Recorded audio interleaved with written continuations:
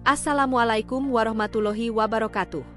Pernahkah Anda mendengar kisah seseorang yang hilang di gunung, namun kembali dengan pengalaman yang mengubah hidupnya?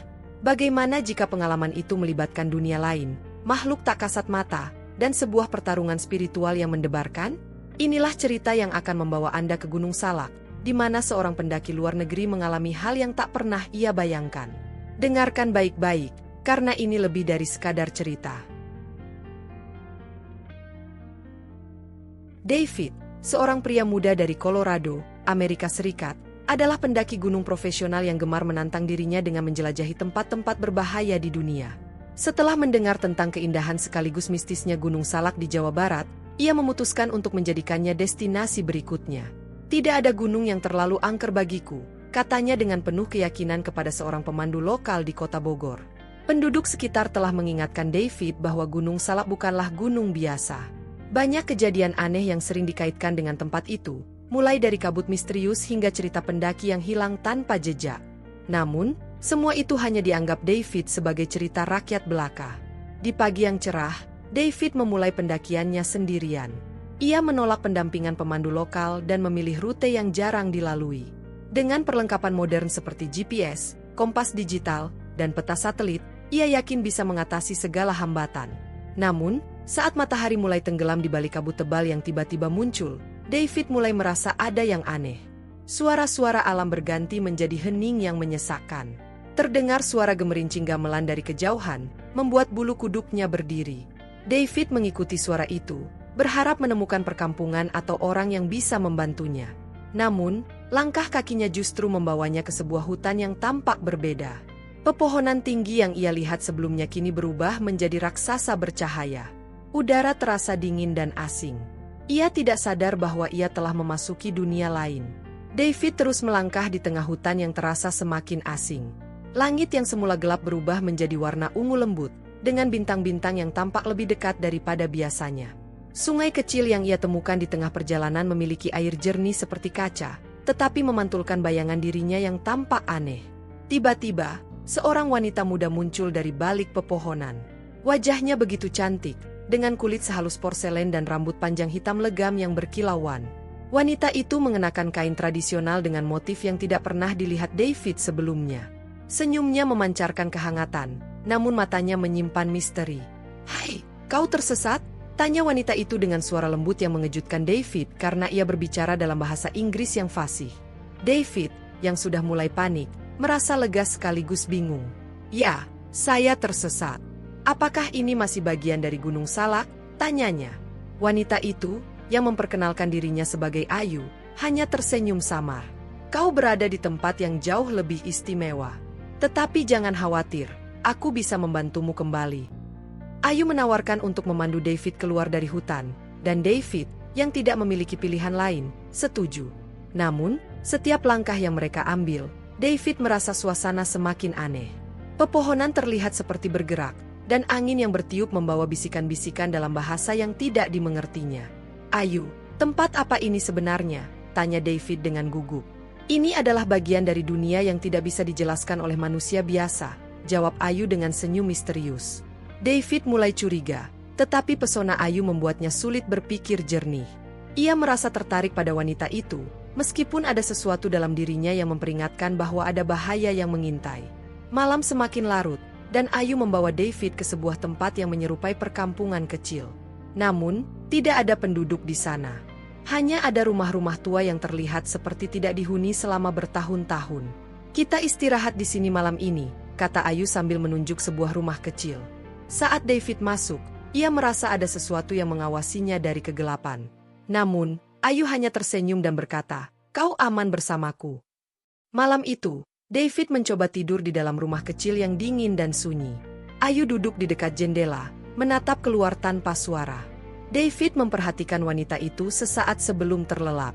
Ada keindahan yang memikat, tetapi ada juga keheningan yang membuat bulu kuduknya berdiri. Ketika tidur, David bermimpi aneh. Ia berada di sebuah tempat yang gelap gulita, tetapi ada suara yang memanggilnya. Suara itu dalam dan penuh wibawa. Saat ia berbalik, ia melihat seorang pria berjubah putih dengan wajah yang bercahaya. "David," kata pria itu, "kau sedang berada di ambang bahaya besar." David mencoba berbicara, tetapi suaranya tidak keluar. Pria itu mendekat dan meletakkan tangannya di bahu David. Dengarkan baik-baik. Ayu bukanlah manusia. Dia adalah makhluk terkutuk yang ingin menjerumuskanmu. David terbangun dengan napas terengah-engah. Jantungnya berdetak kencang, dan ia melihat ke sekeliling ruangan.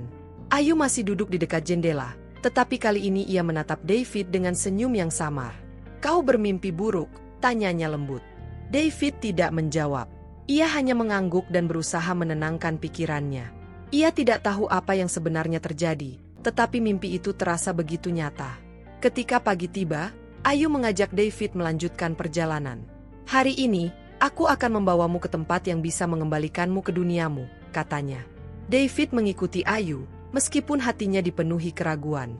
Bayangan pria berjubah putih dari mimpinya terus menghantui pikirannya. Di tengah perjalanan, mereka melewati sebuah pohon besar dengan akar yang menjalar ke segala arah. Tiba-tiba, David merasa pusing dan harus berhenti untuk bersandar. Ketika ia memejamkan mata, ia mendengar suara pria dari mimpinya. "David, jangan ikuti dia. Kau akan menemukan kebenaran jika kau mencari jalanmu sendiri." David membuka matanya dengan cepat dan menatap Ayu, yang berdiri tidak jauh darinya. Wanita itu memandangnya dengan ekspresi yang sulit dijelaskan, seperti sedang menunggu sesuatu. "Aku baik-baik saja," kata David, meskipun ia merasa tidak yakin pada dirinya sendiri. Namun, semakin jauh mereka berjalan, semakin ia merasa seperti sedang masuk ke dalam perangkap yang tidak bisa ia hindari. Hari semakin siang, tetapi suasana di hutan terasa semakin suram. Pepohonan yang tinggi menjulang tampak menutupi sinar matahari. Hanya cahaya remang yang berhasil menembus celah dedaunan. Suasana ini membuat David merasa seperti berada di lorong waktu yang tidak berujung. Ayu melangkah dengan anggun, seolah-olah mengenal setiap jengkal tanah yang mereka lalui. "Kita hampir sampai," ucapnya tanpa menoleh. "Kemana sebenarnya kita pergi?" tanya David, mencoba menyembunyikan kecemasannya. "Aku akan membawamu ke sebuah danau. Itu adalah jalan keluarmu. Dari sana, kau bisa kembali ke duniamu," jawab Ayu dengan nada yang menenangkan. Namun, langkah David terhenti ketika ia melihat seekor burung gagak hitam bertengger di salah satu dahan pohon. Burung itu menatapnya tajam, mengeluarkan suara keras yang menggema di seluruh hutan. David merasa ada yang tidak beres, tetapi Ayu terus berjalan tanpa memperhatikan burung tersebut. "Ayo, David, jangan terlalu jauh di belakang," panggil Ayu sambil melambaikan tangan. Dengan berat hati, David melanjutkan langkahnya.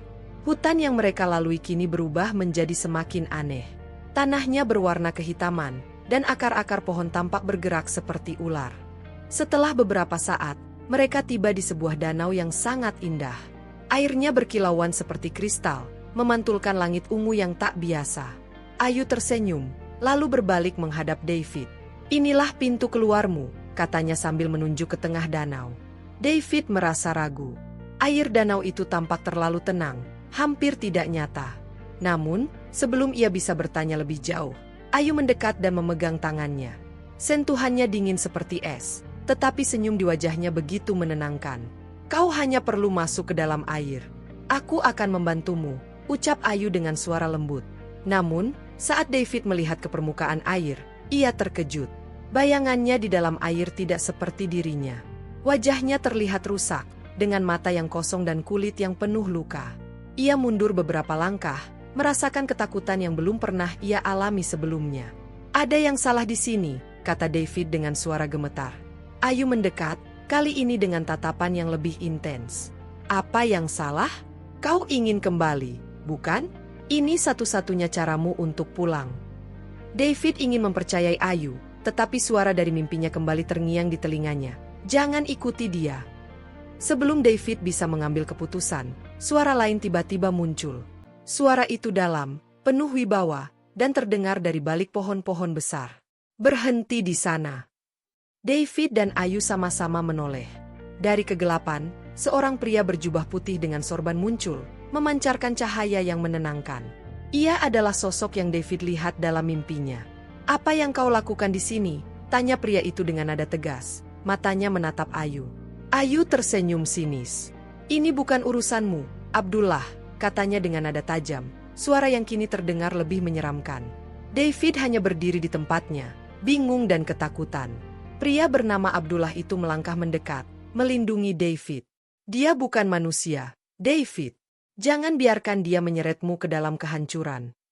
Ayu menatap Abdullah dengan tatapan yang berubah dingin. Wajahnya yang semula cantik kini menunjukkan guratan keangkuhan. David merasakan suasana sekitar menjadi semakin berat, seolah ada energi yang menyelimuti tempat itu. Aku telah bersabar cukup lama, kata Ayu. Kali ini suaranya rendah dan menggelegar, seperti bukan suara manusia. David adalah milikku. Dia masuk ke tempat ini atas kehendaknya sendiri, dan aku akan memastikan dia tetap di sini.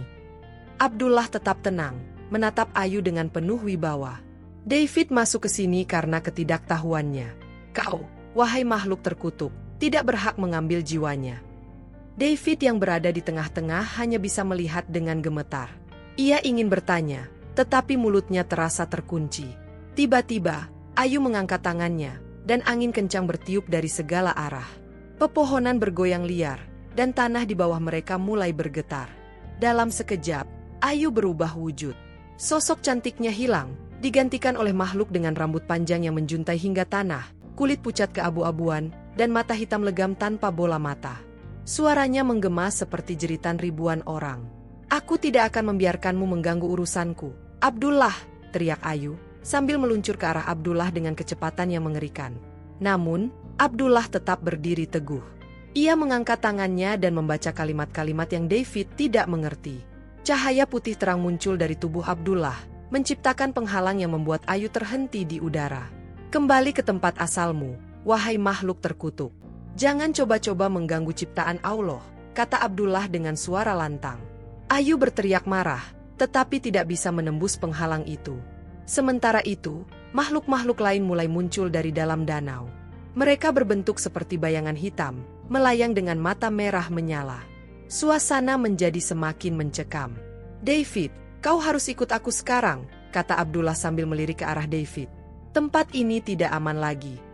Namun, sebelum mereka sempat bergerak, Ayu melepaskan jeritan yang begitu keras hingga membuat tanah retak.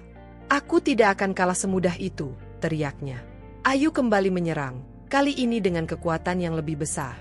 Tetapi Abdullah melindungi David dengan membacakan ayat-ayat yang membuat Ayu dan makhluk-makhluk lainnya mundur. Cahaya yang dipancarkan Abdullah semakin terang, membuat seluruh area danau dipenuhi sinar putih yang menyilaukan. David, pegang tanganku, kata Abdullah dengan tegas. David, meskipun masih gemetar, meraih tangan Abdullah. Dalam sekejap, ia merasakan tubuhnya tertarik oleh cahaya yang begitu kuat, meninggalkan Ayu yang berteriak penuh amarah di belakang mereka. David membuka matanya perlahan, tubuhnya terasa lemah. Ia mendapati dirinya berada di tepi sebuah sungai yang jernih, dengan pemandangan pegunungan di kejauhan.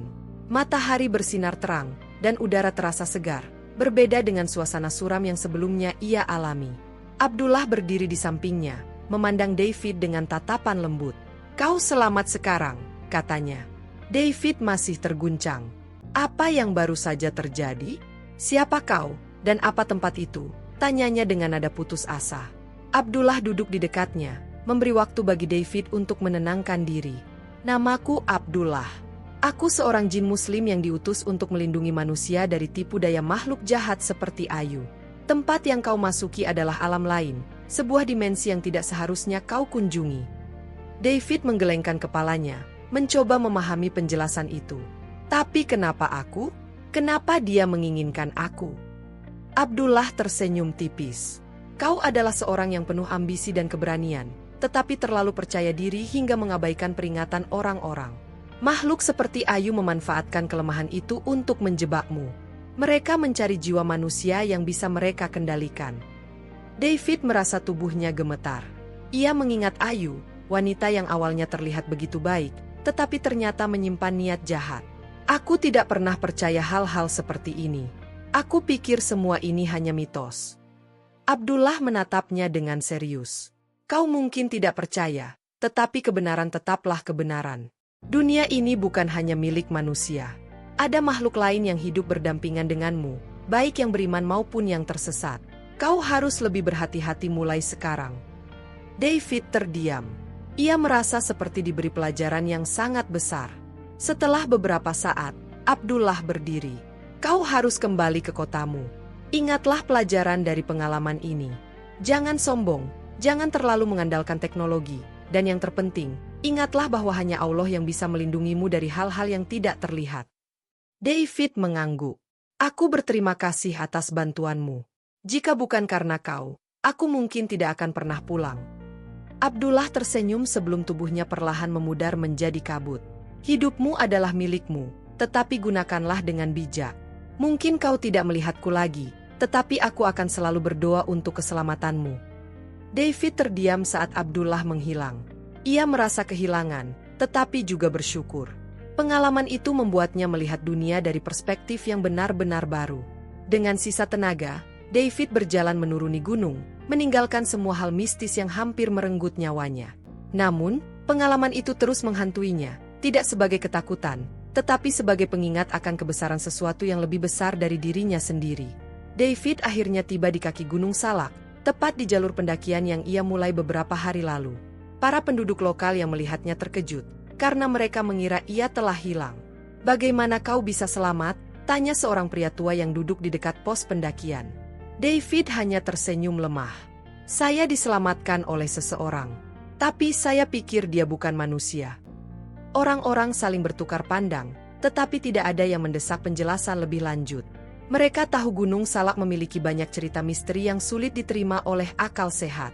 Setelah beristirahat, David kembali ke penginapannya di kota Bogor. Tubuhnya masih lelah, tetapi pikirannya penuh dengan pertanyaan. Ia memikirkan Abdullah, Ayu, dan semua hal yang telah ia alami di dunia lain. Hari berikutnya, David memutuskan untuk mengunjungi seorang ulama di sebuah masjid tua di Bogor. Ia mendengar bahwa ulama ini sering membantu para pendaki yang mengalami kejadian aneh di Gunung Salak. "Assalamualaikum," sapa David dengan terbata-bata, mencoba meniru ucapan yang ia dengar dari Abdullah. Ulama itu, seorang pria berusia sekitar 60 tahun dengan janggut putih, tersenyum lembut. "Waalaikumsalam. Ada yang bisa saya bantu, anak muda?" David menceritakan pengalamannya secara rinci, termasuk bagaimana Abdullah menyelamatkannya dari Ayu. Ulama itu mendengarkan dengan penuh perhatian, sesekali mengangguk. "Yang kau temui adalah jin muslim yang diberi tugas untuk melindungi manusia dari bahaya. Allah sering mengirimkan pertolongannya melalui cara yang tidak kita duga," kata ulama itu. David mengangguk, tetapi ia masih merasa ada sesuatu yang kurang. "Saya tidak mengerti.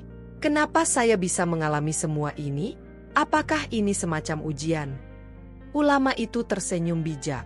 "Mungkin Allah ingin menunjukkan kepadamu bahwa dunia ini lebih luas dari apa yang kau bayangkan. Kadang, pengalaman seperti ini adalah caranya memanggil seseorang untuk mendekat kepadanya." Kata-kata itu terus terngiang di pikiran David.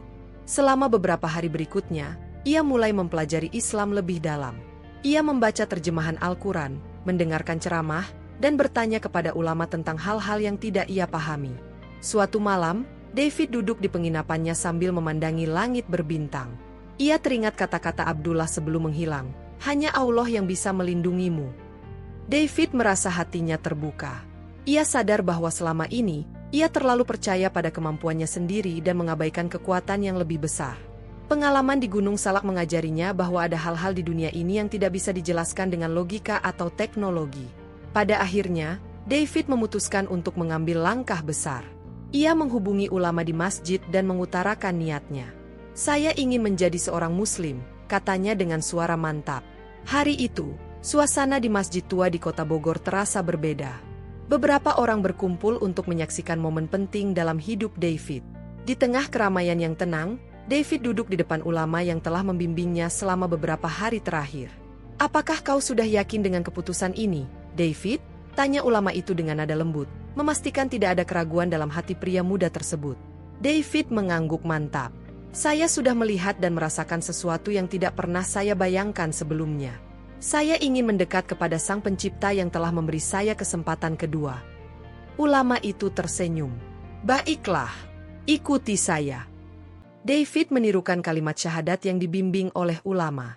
Suaranya gemetar, tetapi setiap kata yang ia ucapkan terasa penuh keyakinan. Para jamaah yang hadir mengucapkan takbir, membuat suasana semakin haru. "Allahu Akbar," bisik David pelan, mencoba melafalkan kata-kata itu dengan benar. Meskipun terdengar canggung, ia merasa hatinya lebih tenang dari sebelumnya. Setelah proses itu selesai, David merasa beban yang selama ini ia rasakan seolah hilang.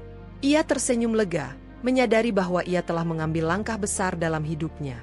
Hari-hari berikutnya, David mulai membiasakan diri dengan kehidupan barunya sebagai seorang Muslim. Ia belajar salat, memahami ajaran Islam, dan mencoba menerapkan nilai-nilai tersebut dalam kehidupannya. Namun, jalan ini tidak sepenuhnya mudah. Teman-teman dan keluarganya di negara asalnya bingung dengan perubahan yang terjadi pada dirinya. Banyak yang bertanya-tanya apa yang membuatnya memilih jalan ini. David menjelaskan kepada mereka dengan sederhana. Aku mengalami sesuatu yang tidak bisa kujelaskan dengan kata-kata. Tapi aku tahu satu hal, aku menemukan kebenaran. Beberapa orang mendukung keputusannya, sementara yang lain meragukannya. Namun, David tidak goyah. Ia merasa pengalaman di Gunung Salak telah memberinya kekuatan untuk menghadapi apapun.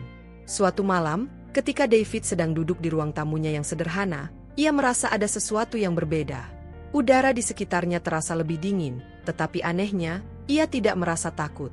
Lalu, ia mendengar suara lembut yang familiar. David, kau telah memilih jalan yang benar.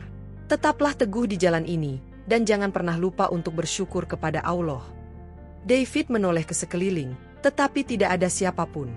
Ia tahu itu adalah Abdullah, jin yang pernah menyelamatkannya. Senyum kecil terukir di wajahnya. Terima kasih, Abdullah, bisiknya pelan, meskipun ia tahu bahwa jin itu mungkin tidak mendengarnya. Setahun berlalu sejak pengalaman luar biasa David di Gunung Salak. Dalam kurun waktu itu, hidupnya berubah secara drastis. Ia menjadi seorang Muslim yang taat, mengabdikan dirinya untuk belajar dan menyebarkan kebaikan. Meski tantangan datang dari berbagai arah, ia tetap teguh. Namun, ada sesuatu yang terus mengusik pikirannya. Ia merasa belum sepenuhnya menutup bab dalam hidupnya yang berhubungan dengan Gunung Salak. David merasa ia perlu kembali ke tempat itu, bukan untuk mencari petualangan baru, tetapi untuk menemukan kedamaian. Pada suatu pagi yang cerah, David memutuskan untuk kembali ke gunung yang pernah hampir merenggut nyawanya. Ia berangkat bersama seorang teman baru bernama Ilham, seorang pendaki lokal yang juga seorang Muslim. Kau yakin ingin kembali ke sini? Tanya Ilham saat mereka memulai perjalanan. David mengangguk. Ada sesuatu yang harus kuselesaikan. Aku merasa seperti harus mengucapkan terima kasih kepada seseorang atau sesuatu. Ilham tidak bertanya lebih jauh. Sebagai orang yang sudah mendengar cerita David, ia memahami bahwa perjalanan ini bukan sekadar pendakian biasa. Saat mendaki, David mengenali jalur yang pernah ia lewati sebelumnya. Namun, suasana terasa berbeda kali ini. Hutan yang dulu tampak gelap dan menakutkan kini terlihat lebih damai. Burung-burung bernyanyi, dan udara pegunungan terasa menyegarkan. Ketika mereka tiba di lokasi tempat David bertemu Ayu untuk pertama kalinya, ia berhenti sejenak. Tempat itu masih sama, tetapi tidak ada lagi tanda-tanda kehadiran makhluk gaib. Disinilah semuanya dimulai, kata David, mengingat pertemuannya dengan Ayu. Ilham hanya mengangguk. Gunung ini memang penuh misteri, tetapi kau sudah diberi kesempatan untuk kembali. Itu artinya, kau masih memiliki tugas di dunia ini. Mereka melanjutkan perjalanan hingga tiba di tepi sungai tempat David diselamatkan oleh Abdullah. David berdiri di sana, memejamkan mata, dan berdoa dalam hati. Allah, terima kasih telah menyelamatkanku. Terima kasih telah mengirimkan pertolongan melalui hamba-Mu. Aku berjanji akan menjalani hidup ini dengan sebaik-baiknya. Tiba-tiba, angin berhembus lembut, membawa aroma bunga yang tidak mereka kenali. David membuka matanya dan merasa seperti mendengar suara Abdullah lagi, meskipun samar. Kau sudah melakukan yang benar, David. Jalanmu telah ditetapkan. Tetaplah teguh. David tersenyum, merasa bahwa pesan itu adalah konfirmasi terakhir dari petualangannya. Ia tidak lagi merasa takut atau terbebani. Sudah selesai, kata David kepada Ilham. Aku akhirnya merasa damai. Mereka berdua meninggalkan Gunung Salak dengan hati yang ringan. Meski misteri masih menyelimuti banyak bagian dari pengalaman David, ia tidak lagi merasa perlu mencari jawaban. Baginya, perjalanan itu adalah pelajaran tentang iman, keberanian, dan keikhlasan. Setelah kembali dari Gunung Salak, hidup David mulai memasuki fase baru. Ia merasa lebih kuat dalam iman dan lebih bijaksana dalam setiap langkah yang ia ambil. Setiap harinya, ia semakin memahami pentingnya bersyukur atas hidup yang diberikan Allah, dan ia berusaha menjadi pribadi yang lebih baik, tidak hanya untuk dirinya, tetapi juga untuk orang lain. David memutuskan untuk menetap di Bogor dan bekerja sebagai seorang instruktur pendakian sekaligus motivator bagi para pemuda yang ingin merasakan kedamaian dalam perjalanan spiritual mereka. Ia mengajarkan mereka tentang pentingnya kesiapan fisik dan mental, tetapi yang lebih utama adalah kesiapan hati dalam menghadapi segala ujian hidup. Pada suatu hari, seorang pemuda datang kepadanya dengan cerita yang mengingatkan David pada masa lalu. Pemuda itu baru saja kembali dari pendakian di Gunung Salak dan merasa ada sesuatu yang aneh terjadi selama perjalanannya. Ia merasakan kehadiran yang tak kasat mata, dan ia merasa seperti sedang diikuti oleh sesuatu yang jahat. David mendengarkan dengan cermat, kemudian memutuskan untuk membimbing pemuda itu. "Jangan takut," kata David dengan tegas. "Di gunung itu, kita bukan hanya berhadapan dengan fisik, tetapi juga dengan kekuatan yang lebih besar. Gunung Salak bukan tempat sembarangan, tetapi kamu tidak perlu takut jika kamu dekat dengan Allah." Pemuda itu tampak lega mendengar kata-kata David. Sejak saat itu, ia mengikuti setiap nasihat David tentang kekuatan iman dan doa, serta pentingnya menjaga hati agar tidak terjerumus ke dalam hal-hal yang buruk. Beberapa bulan kemudian, David mendapat kabar bahwa ayahnya yang tinggal di luar negeri sakit parah. Perasaan cemas mulai menguasai dirinya, tetapi ia tahu bahwa perjalanan hidupnya telah mengajarkannya untuk tetap bersabar dan tawakal. Ia berdoa dengan penuh harapan, meminta Allah untuk memberikan kekuatan kepada ayahnya. Saat ia tiba di rumah sakit, ia merasa ada kedamaian yang menenangkan hatinya. Ayahnya, meskipun dalam kondisi lemah, tersenyum ketika melihat David. "Aku bangga padamu, anakku," kata ayahnya dengan suara pelan. "Aku melihat perubahan dalam dirimu. Kamu tidak lagi hanya mengejar dunia, tetapi juga mencari kedamaian dalam hatimu." David menunduk, merasa ada beban yang terangkat.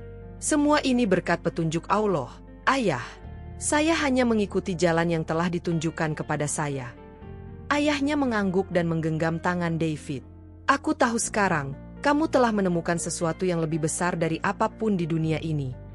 David tersenyum, merasa bahwa pengalamannya bukan hanya sebuah perjalanan pribadi, tetapi juga cara Allah membimbingnya untuk lebih dekat dengannya, serta memberi pengertian dan kebahagiaan kepada orang-orang yang ia cintai. Setahun kemudian, David merasa semakin mantap dengan keputusan hidupnya. Ia terus menyebarkan kebaikan, tidak hanya dalam pendakian, tetapi juga dalam setiap langkah kehidupannya. Ia sering berbicara di masjid, mengajarkan tentang keteguhan hati dan pentingnya hidup dengan ikhlas. Suatu malam, saat ia sedang berdoa di masjid, David merasakan sesuatu yang luar biasa. Ia merasa seolah-olah seluruh alam semesta berbisik padanya. Seperti sebuah jawaban dari perjalanan panjangnya yang penuh dengan ujian dan penemuan diri. Ia tahu sekarang bahwa hidupnya, dengan segala kesulitan dan keindahannya, adalah bagian dari rencana besar Allah. Ia merasa damai, dan ia berjanji untuk terus mengabdi, tidak hanya untuk dirinya sendiri, tetapi untuk seluruh umat manusia. Dan dengan itu, perjalanan hidup David berlanjut, jauh lebih bermakna dan penuh harapan, karena ia tahu bahwa langkah terakhirnya akan selalu menuju ke arah yang benar, dengan cahaya Allah yang menerangi jalan. Demikian cerita tentang perjalanan hidup David, seorang pendaki yang tersesat dan menemukan jalan kebenaran melalui ujian yang tak terduga. Dari petualangannya yang penuh misteri, ia belajar bahwa hidup ini lebih dari sekadar pencapaian duniawi. Kehidupan spiritual, keteguhan iman, dan keikhlasan hati adalah hal-hal yang jauh lebih penting. Pesan moral yang dapat kita petik dari cerita ini adalah, selalu bersyukur atas segala yang diberikan Allah, dan jangan merasa terlalu percaya diri hingga mengabaikan kekuatannya. Keberanian untuk menghadapi ujian hidup dengan iman dan tawakal akan membuka jalan menuju kedamaian sejati. Hikmah yang dapat diambil adalah, kekuatan spiritual dan keteguhan hati dapat membawa kita melalui berbagai tantangan. Kehidupan ini penuh dengan ujian, namun dengan selalu mendekatkan diri kepada Sang Pencipta, kita akan menemukan kedamaian yang sesungguhnya.